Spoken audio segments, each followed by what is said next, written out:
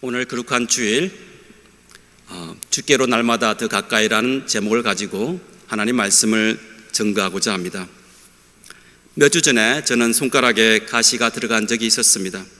아주 작은 것이었지만 그렇다고 해서 무시할 수 있는 그러한 정도는 아니었습니다. 가시가 손가락 깊이 박혀 있는 것을 그냥 지나칠 수는 없었습니다. 가시를 빼내지 않으면 가시가 있는 부위가 곪게 되고 그 상태로 놔두게 되면 더 악화될 수 있었기 때문입니다. 그래서 힘들게 가시를 빼내었던 기억이 있습니다. 우리의 육체에 가시가 박히는 것처럼 우리의 마음에도 상처를 입게 될 경우가 많이 있습니다. 마음에 있는 상처가 그대로 놔두게 되면 곪게 되고 나중에는 치유하기 힘든 상황에 이를 수가 있습니다. 특별히 죄로 인한 상처는 시간이 지나더라도 결코 자연적으로 치유가 되지는 않습니다. 그것은 마찬가지로 마치 가시가 우리 피부 깊숙이 박혔을 때 그 아픔이 그대로 남아있는 것처럼 가시를 빼내지 않으면 그대로 남아있는 것과 같은 것입니다. 이로 인해서 우리 마음 가운데 상처가 있게 되고 그 상처로 인해서 우리 마음이 곪게 되는 것입니다. 그래서 무언가 조치를 취해야 하는 것입니다. 사랑하는 성도 여러분, 이 땅에 많은 사람들이 죄에 대해서 둔감해질 때가 있음을 알게 됩니다. 세상이 험악해질수록 사람들이 죄에 대해서 무감각해짐을 우리가 알게 됩니다. 몇십 년 전에는 뉴스를 통해서 총기 사고로 무고한 사람들이 목숨을 잃게 되는 사건을 뉴스로 접할 때에는 깜짝 놀라곤 했습니다. 하지만 이제는 이러한 사실을 대수롭지 않게 받아들이는 저 자신을 보고 깜짝 놀랄 때가 있음을 고백합니다. 점차 죄에 대해서 우리의 감각이 무뎌지는 것입니다. 죄에 익숙해지게 되면 죄에 둔감해지게 됩니다. 자신도 죄의 길에 들어있는지도 모릅니다. 죄에 둔감해지다 보면 우리 마음 가운데 죄의 의식조차도 사라지게 되는 것입니다. 죄를 죄로 여겨야 하는데, 그래서 회개를 해야 하는데도 불구하고 죄 속에 오래 있다 보면 우리 감각 자체가 무감각해지는 것입니다. 처음에는 아주 작은 죄에도 깜짝 놀랐던 우리가 이제는 이거는 아무 큰일도 아닌데 라는 생각을 하게 됩니다. 그런 다음에는 좀 더 큰 죄를 짓게 되고 또 다른 죄를 짓게 되고 이런 식으로 해서 점점 더 대수롭지 않은 병 정도로 죄를 생각하는 사람들이 갈수록 늘어나고 있는 것 같습니다. 사랑하는 성도 여러분, 우리는 죄를 진지하게 받아들여야 합니다. 그렇지 않으면 죄는 우리 삶뿐만 아니라 우리의 마음 그리고 우리의 영혼까지도 파괴시키기 때문입니다. 죄를 작은 일로 생각해서는 안 됩니다. 이런 이야기들이 있습니다. 작은 여우들이 포도원을 허문다는 말이 있습니다. 조그마한 산호충들이 모여서 큰 배를 좌초시키는 암초를 만들기도 한다는 것입니다. 계속 떨어지는 물이 바위를 뚫는다는 그러한 이야기가 있습니다. 그 죄가 바로 우리 예수님의 머리에 가시관을 씌우게 되고 주님의 손과 발에 못을 받게 되었고 주님의 옆구리를 찔렀던 것입니다. 바로 그 죄가 우리 주님을 탄식하고 괴로워하며 비통하게 만들었던 것입니다. 하지만 사람들은 자신이 저지른 죄를 어떻게 대합니까? 어떤 사람들은 자신이 저지른 죄를 무조건 부인합니다.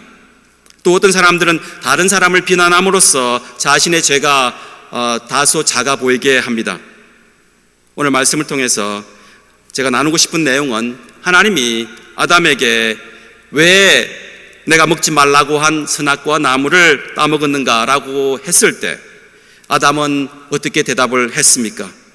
아담의 대답은 하나님이 저에게 주신 그녀가 나에게 열매를 주었습니다. 그래서 자신이 먹었다고 변명을 하고 있습니다. 그때 하나님은 여자에게 다시 묻게 됩니다. 도대체 내가 무슨 일을 저지른 것이냐라고 하나님이 그 여자에게, 이브에게 질문을 했을 때 여자는 이렇게 대답을 합니다. 하나님이 만드신 그 뱀이 저를 속였습니다. 그래서 제가 그 열매를 다 먹었습니다 라고 이 여인은 대답을 했습니다. 저는 건강 때문에 몸무게를 조절하려고 예를 쓰고 있습니다. 여러분도 아시겠지만 체중을 조절하는 것이 얼마나 힘든 일인지 우리는 알고 있습니다. 그래서 가끔 저는 아내에게 원인을 돌리기도 합니다. 제 아내가 하는 음식이 너무나도 맛이 있어서 다이어트에 매번 실패했다는 어리석은 변명을 할 때가 있음을 고백합니다. 오늘 우리는 죄에 대해서 반드시 알아야 할 한 가지가 있습니다. 죄란 것은 우리 삶과 완전히 동떨어진 그러한 것이 아니라는 것입니다. 죄란 것은 너무나도 우리 가까이에 와 있는 것입니다. 뱀이 이브에게 와서 무엇라고 이야기합니까? 창세기 3장 말씀을 보면 어느 날 뱀이 여자에게 찾아와서 말합니다. 하나님이 정말로 동산 안에 어떤 나무의 열매도 먹지 말라고 하시더냐라고 뱀이 이브에게 이야기를 건넵니다.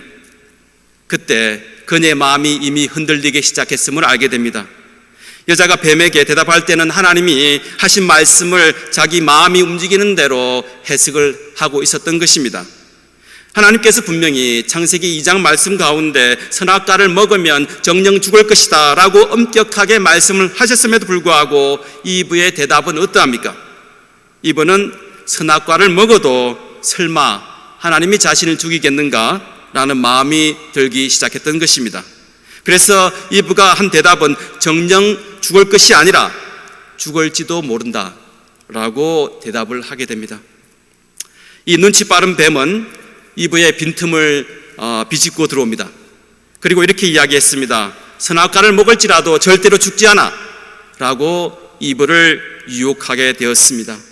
뱀은 여기서 그친 것이 아닙니다. 창세기 3장 5절 말씀을 통해서 우리 인간이 가지고 있는 하나님처럼 되고 싶은 그러한 욕망을 다시 한번 건드리게 됩니다. 창세기 3장 5절 말씀 다 같이 읽겠습니다. 하나님은 너희가 그 나무 열매를 먹으면 너의 눈이 밝아지고 하나님처럼 되어서 선과 악을 알게 된다는 것을 아시고 그렇게 말씀하신 것이다. 뱀의 유혹은 너무나도 달콤했습니다. 우리 인간 가운데 우리가 가지고 있던 욕망을 건드리고 있는 것입니다. 사탄은 이러한 방법으로 우리를 유혹하고 있습니다. 여인에게 찾아와서는 이렇게 속삭였던 것입니다. 하나님이 선악과를 먹지 말라고 한 이유는 이 선악과를 먹을 때 하나님처럼 될 것이다 라고 이야기했던 것입니다. 하나님과 동등한 위치에 설 수 있는 그러한 힘을 가지고 있는 선악과를 먹으라고 거짓말을 늘어놓고 있습니다. 이분은 이렇게 뱀의 유혹에 반 이상 넘어오게 됩니다. 그리고 난 이후에 선악과를 다시 바라보게 되었습니다. 창세기 3장 6절 말씀입니다. 여자가 그 나무의 열매를 보니 먹음직도 하고 보암직도 하였다. 그뿐만 아니라 사람을 슬기롭게 할 만큼 탐스럽기도 한 나무였다. 여자가 그 열매를 따서 먹고 함께 있는 남편에게도 주니 그도 그것을 먹었다라고 성경은 기록하고 있습니다.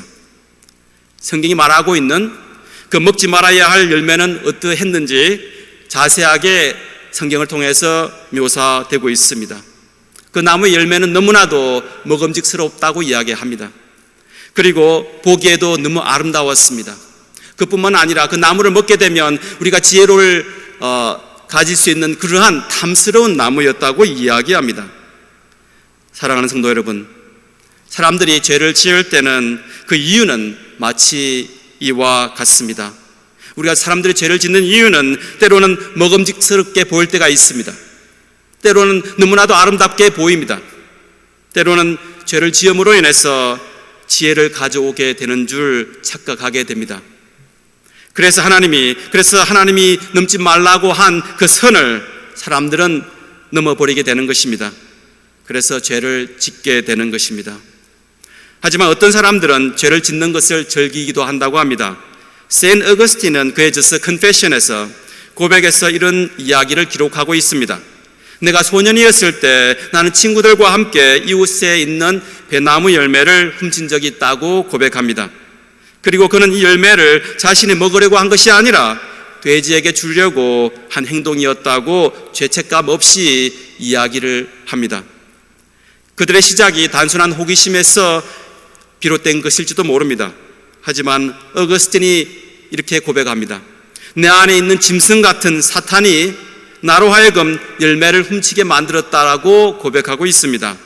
그리고 어거스틴이 뭐라고 이야기했냐면 나는 그 일탈을 잠시 즐겼다라고 고백하고 있습니다.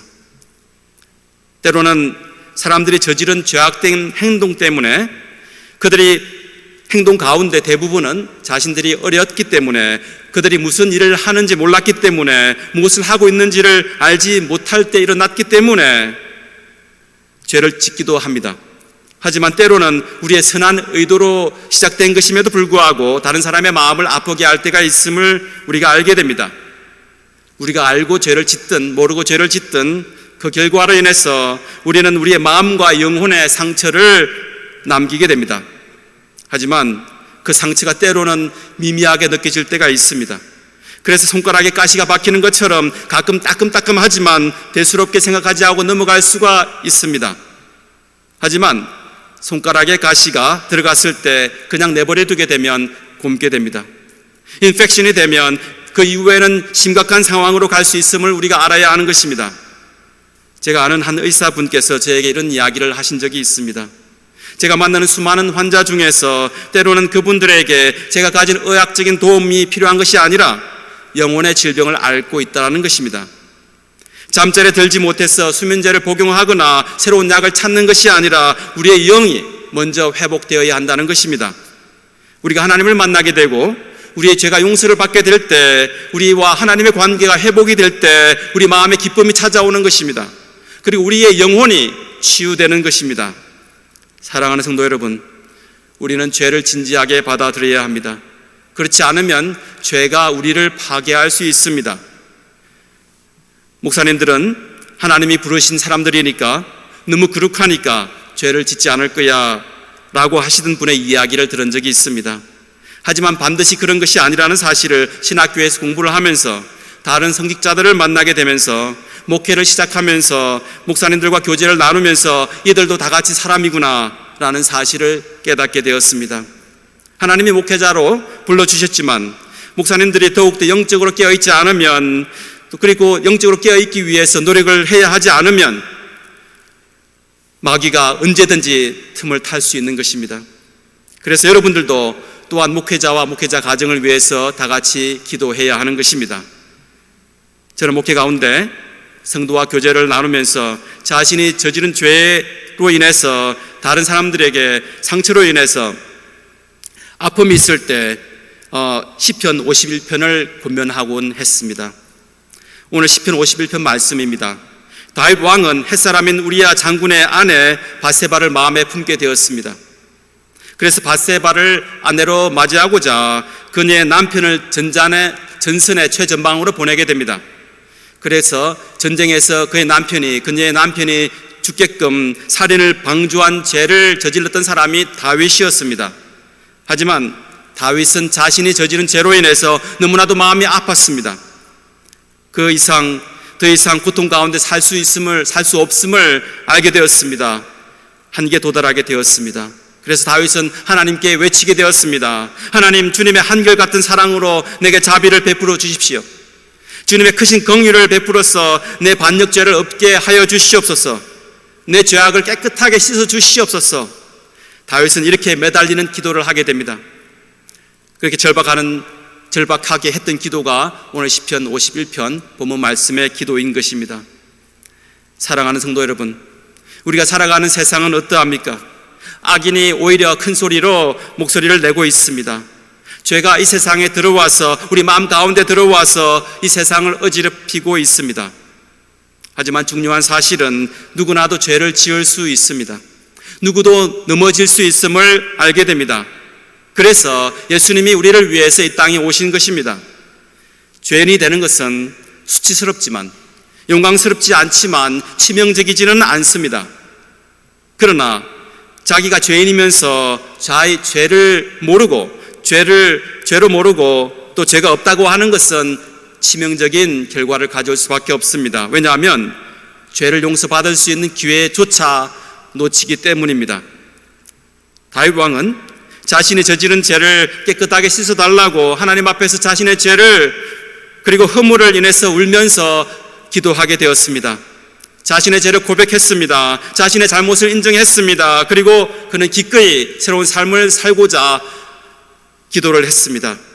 그리고 그 이후에 구원의 기쁨을 다른 사람들과 나누게 되었습니다.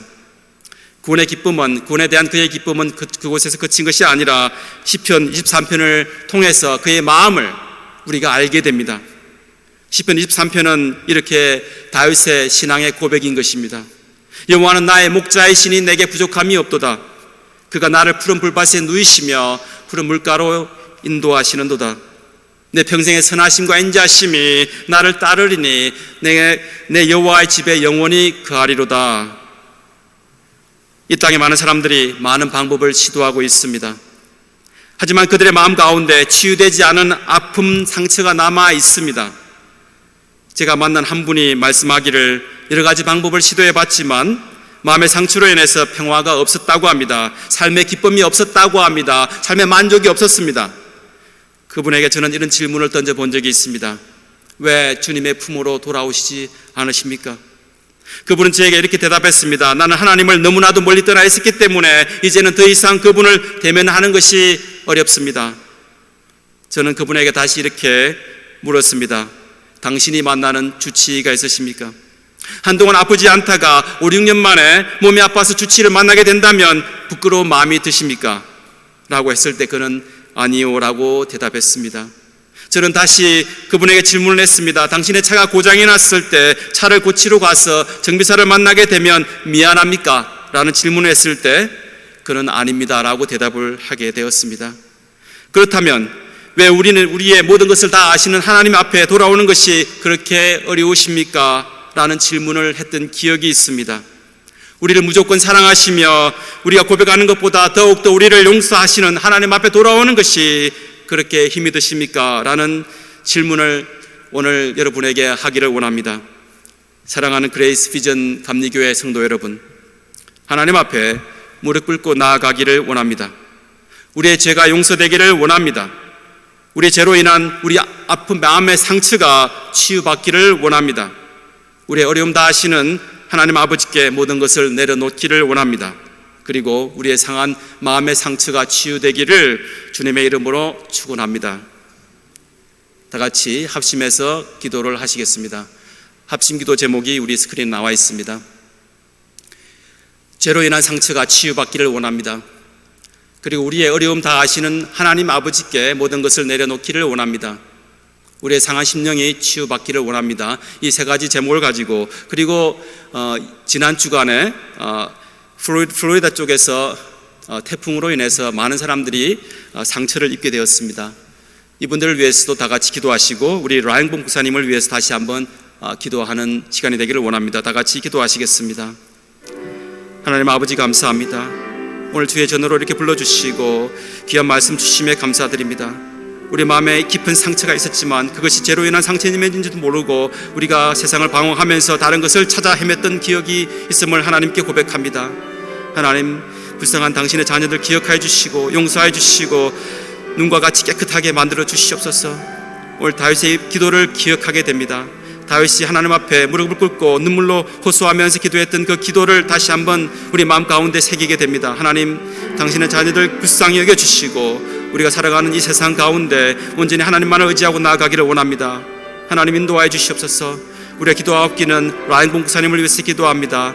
어려운 가운데 계속 병마와 싸우고 계시는데 라 목사님과 함께, 그리고 손복희 사모님도 함께 힘을 주셔서 이 어려움을 다 지나가게 하여 주시옵소서. 그리고 태풍으로 인해서 많은 사람들이 상처를 입었습니다. 하나님, 이들의 마음 가운데도, 가정 가운데도, 가족 가운데도 하나님이 치유하여 주시옵소서. 아버지 감사합니다. 이 모든 말씀 우리 주 예수 그리스도의 이름으로 기도드렸사옵니다. 아멘.